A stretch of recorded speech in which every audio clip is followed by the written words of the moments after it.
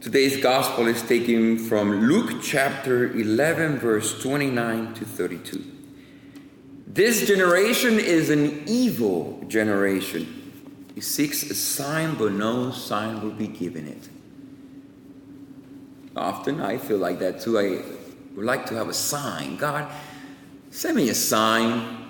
I'm sure all of us at one time have done it. Just give me a sign. Tell me what to do. What should I do or not do? A sign. And to hear Christ who says no sign will be given them. Because this generation is an evil generation. So I did a little research on, because I had a difficulty with that word, being accused of being evil.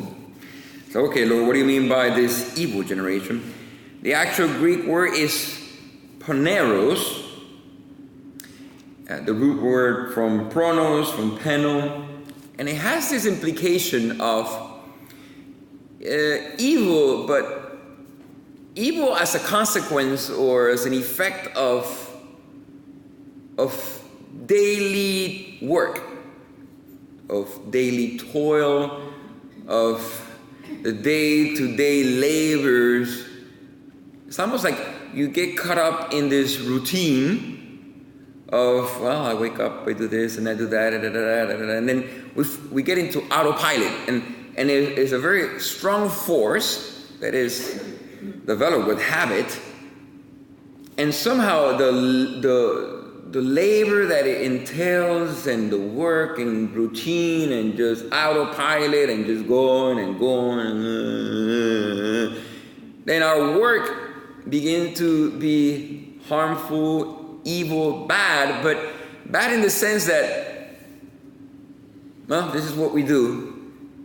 Might not be the right thing to do, but hey, this is what I know how to do, and this is what I've done for so many years, so I'm just going to keep doing it. So that's what it means by the word poneros in the actual Greek word. So it means that it's an evil, but more than it's because it's cause, it's an effect, an influence of this day-to-day work, which would be different if they were to use the word kakos, K-A-K-O-S, which then that implies that in essence the person is evil, intrinsically evil. So this is important to know because we are all created good. No one is intrinsically evil. We're all created good. We may get caught in our ways and then do evil things. That doesn't mean that we are evil. This is foundational for our Catholic social teaching and for understanding of our dignity. We're good and created good. But then how come we could get in this monotonous way of just doing things, and even when they're wrong, we keep doing it? The actual understanding of this evil of doing, getting caught up in routine, goes back to Genesis 3, verse 17 to 19. Remember once they falling into eating of the forbidden tree, God says, because you've done this, cursed is the ground because of you. Because of you. Cursed is the ground. In pain you shall eat of it all the days of your life. In pain, labor. By the sweat of your face you shall eat bread. So, consequences of our fall, there's labor, there's the sweat of our face, there's pain and labor, and in it, cursed is the ground because of us.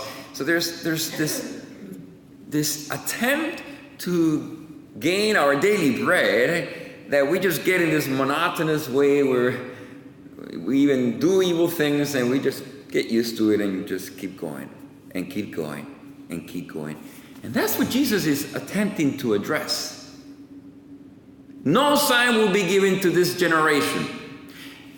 Evil generation, well, no sign will be given to this generation that is caught in a monotony of day-to-day labor. We get up with a thing, and even if it's wrong, well, we keep doing it because that's the only thing we know how to do. And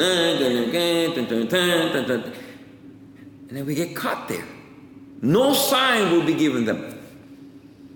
Why won't he give us a sign to give some purpose to our lives, to give us some hope, to a sign that will say, well, go this direction instead? Why won't he help us?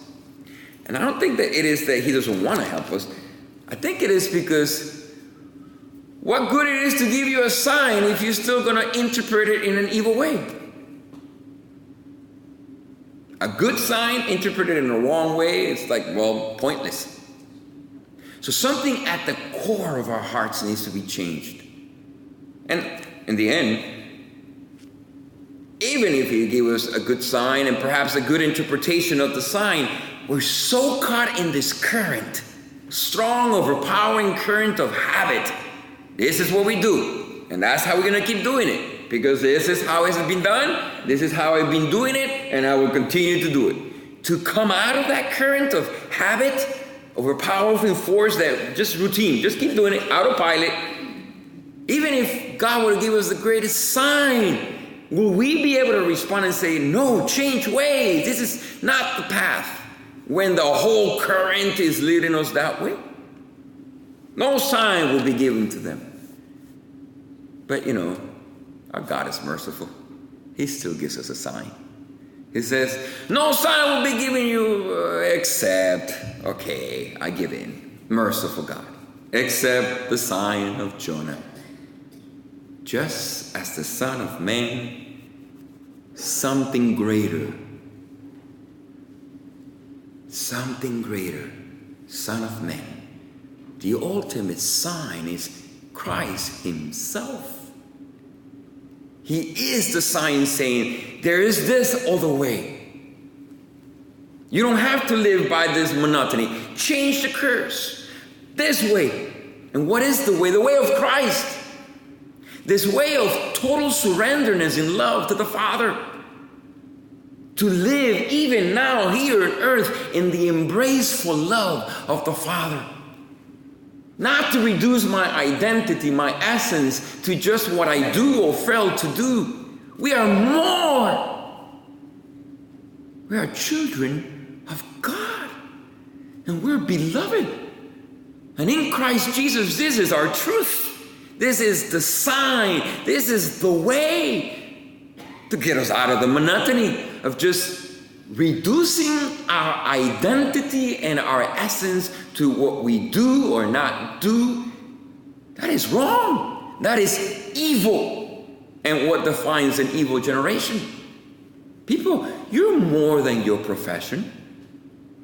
You're more than your financial, economical, social status. You're more than the color of your skin or the color of your hair.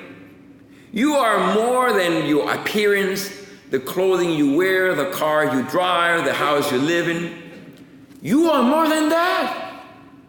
You are loved. You are loved. That's who we are. Beloved. Loved. That's our essence. And that's Christ telling us, look, you're so loved that God becomes man to die for you. That's how much I love you. Loved. You are beloved. Can I listen to that sign? Can I see it clearly right here, the cross? The one who says, you're beloved. You're worth divine life. I hope that as we continue this journey, we address that first temptation of Christ. Not by bread does man live. Not by bread alone. Not by what we do to gain our daily life, to eat, this toiling labor, getting autopilot routine. More than that. Not by bread alone, but by every word that comes from the Father's mouth. And his ultimate word, it says, I love you. Can you receive those words? Can you abide in that embraceful love of the Father in Christ Jesus, breathing, inhaling, exhaling the spirit of life and love that is given to us in Christ Jesus? That's who we are. That's our essence. And there we find our meaning and our purpose. You know what I think the greatest evil of this generation is? A life not worth living. That's the greatest of evil. And the consequences of living a life that lost purpose and meaning. I hope you don't fall in that temptation. And I hope you find true meaning and purpose in love, divine love for you, that is giving as a sign at the cross, and more than a sign, is given as a sacrament, his own body, his own blood. May our Lenten journey continue and be fruitful for us for the glory of his name.